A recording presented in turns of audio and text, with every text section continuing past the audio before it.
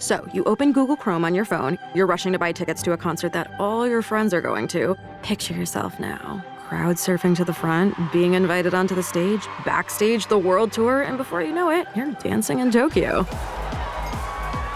Wait, what? 3 tickets left? It's a good thing your saved payment details autofill quickly and securely. There's no place like Chrome. Download Google Chrome on your phone.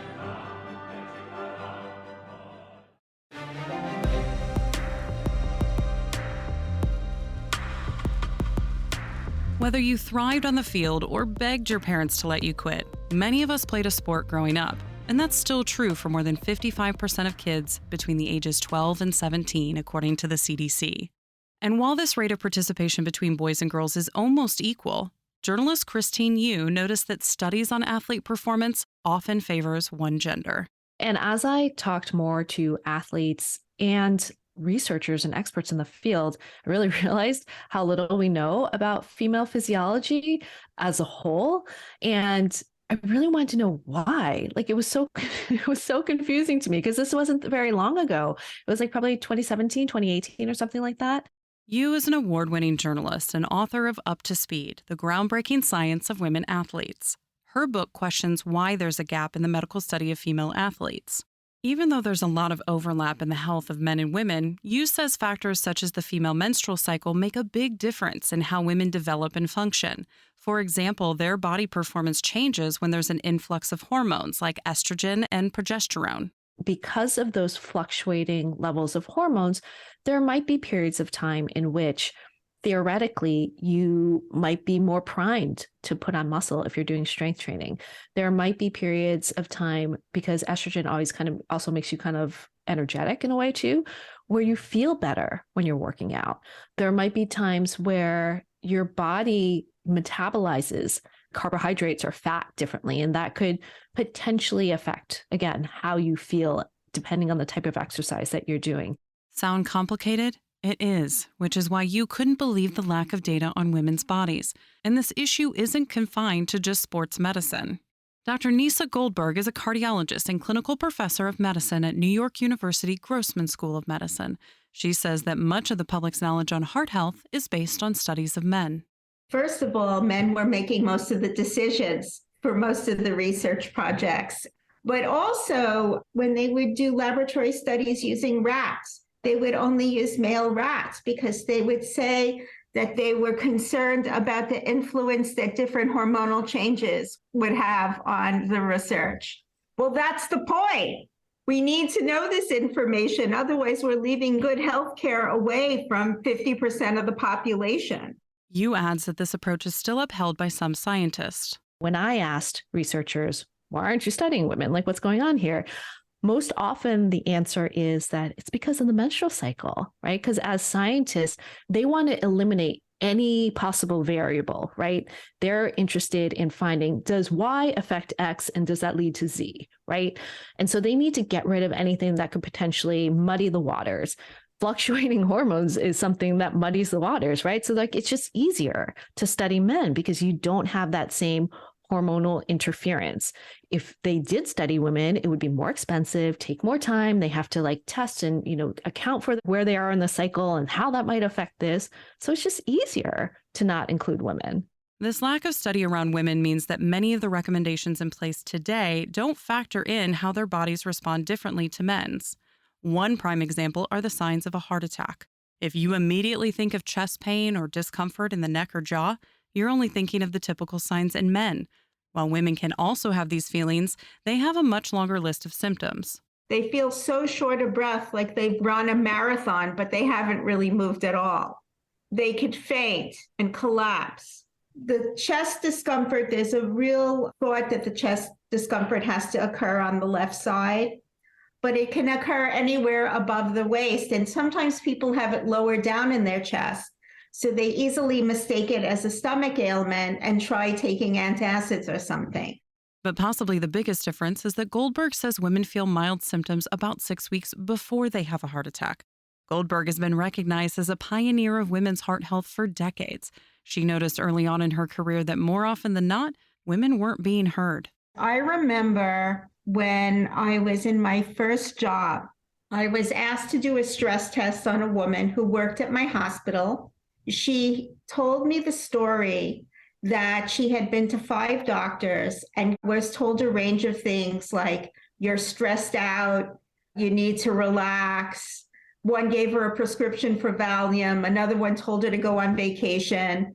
And finally, one of my colleagues admitted her to the hospital where he found out she didn't have a heart attack and they wanted to get more information about her heart. So the doctors ordered a stress test, which monitors a patient's heart rate, rhythm, and blood pressure while walking on a treadmill. Goldberg ran the lab at the time and noticed that within the first couple minutes, her patient had tightness in her throat and the EKG data became abnormal. Goldberg immediately stopped the test and called the patient's doctor. I said to him, your patient just was on the treadmill for only a couple of minutes, and I think she has an obstruction to her arteries. And he said to me, wow, I don't think so. She's a woman. But Goldberg persisted. She knew the patient was a single mom with a high-stress job and a history of high blood pressure. And I said to him, I don't know, the test results are pretty objective. It's abnormal and she had symptoms. And then the nurse working with me said to the doctor, I'd like to speak with you, because she had been a nurse way longer than I was a cardiologist. And they had a conversation and he came out and he said, Nisa, I agree with you. She needs further testing. And she went on to have a coronary angiogram, and she had a 99% blockage in the artery that supplied the front part of her heart muscle. So she had coronary artery disease. She had heart disease. This is just one instance that pushed Goldberg to write her book, Women Are Not Small Men: Life-Saving Strategies for Preventing and Healing Heart Disease in Women. And though it debuted over 20 years ago, Goldberg says women still have to push to have their voices heard in medicine.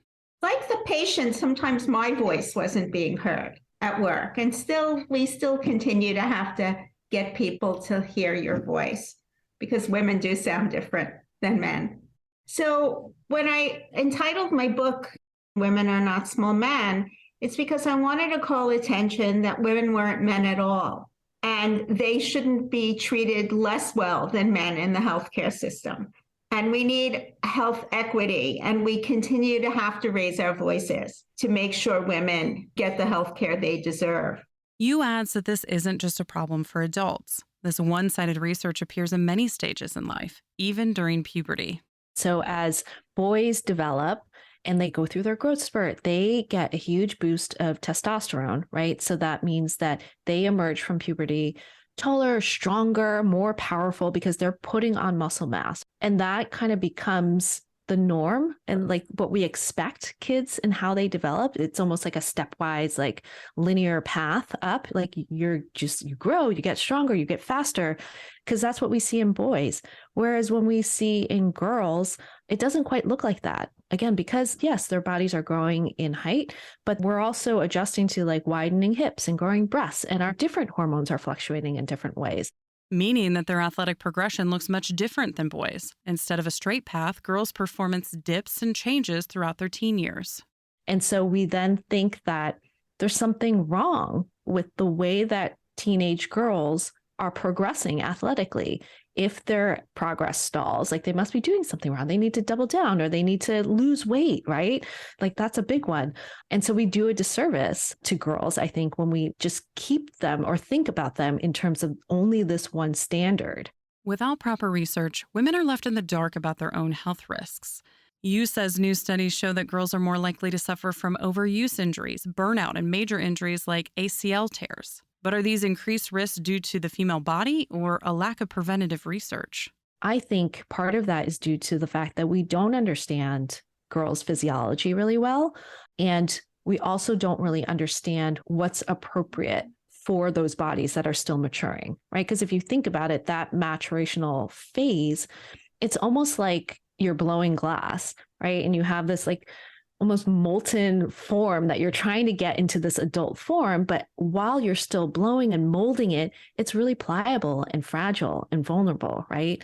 So that's the point in adolescence where we're also asking girls to take on more training, to do more complicated like tumbling passes and gymnastics, to dedicate themselves to sports. So we're almost like asking for it, right? In a way, and setting them up for failure in a way. Which you believes creates a narrative that the problem is with female bodies instead of the one-size-fits-all training and diet. The way that we think about injuries so much is, well, if men aren't getting injured and women are, then there must be something wrong with women, right? Like there must be something wrong with our bodies that make us more injury prone or puts us at greater risk.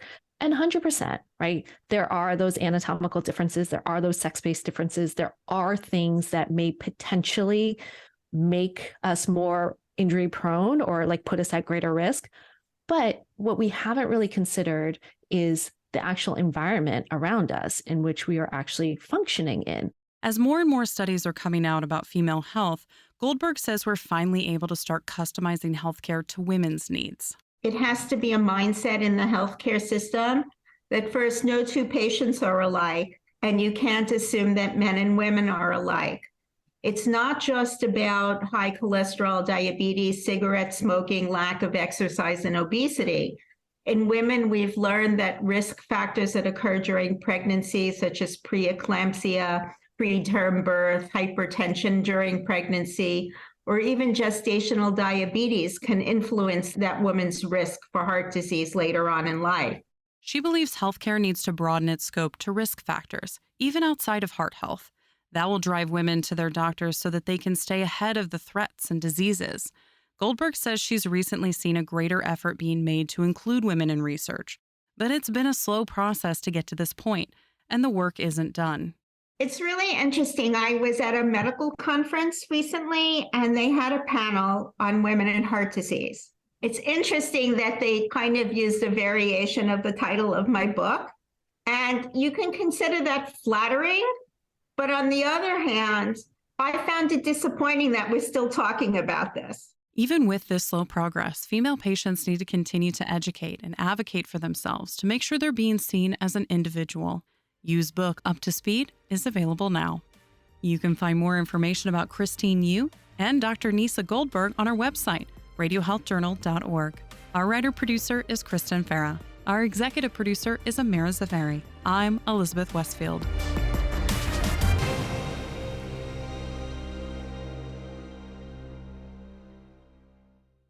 Coming up next week on Radio Health Journal.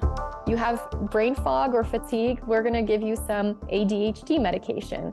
This is kind of the approach to modern medicine where they will identify a symptom and give you a Band-Aid for it. Why just treating the symptoms of adrenal dysfunction isn't enough. Then what you need to know about social media's magic weight loss drug. If it took somebody 40 years to gain to a certain weight, we're not going to take it off in 3 to 6 months. That's not how it works. All that and more on Radio Health Journal. I'm Nancy Benson, host of Radio Health Journal. If you enjoy listening to Radio Health Journal, you'll also like our sister show, Viewpoints, which covers a wide array of topics from education to history to the environment. Here's a preview of what they're covering this week on Viewpoints. In most high schools in America, students have very little understanding of personal finance. It's not something that's been prioritized in American education systems. The importance of learning good money habits early on. Then, people less stressed, they get more sleep, they're enjoying their lives more, but then they bring a very productive person to work as well. The many upsides of a 4-day work week. But is it too good to be true? I'm Marty Peterson. And I'm Gary Price. These stories in depth this week on your public affairs magazine, Viewpoints. Listen to Viewpoints on your favorite radio station and subscribe and listen to shows anytime on Apple Podcasts and Google Play. And that's Radio Health Journal for this week. Follow us on Twitter, Facebook, and Instagram to learn more. And check Apple Podcasts, Google Play, and Spotify for a library of past programs. Plus, you'll always find previous segments and information about our guests at radiohealthjournal.org. Join us again next week for another edition of Radio Health Journal.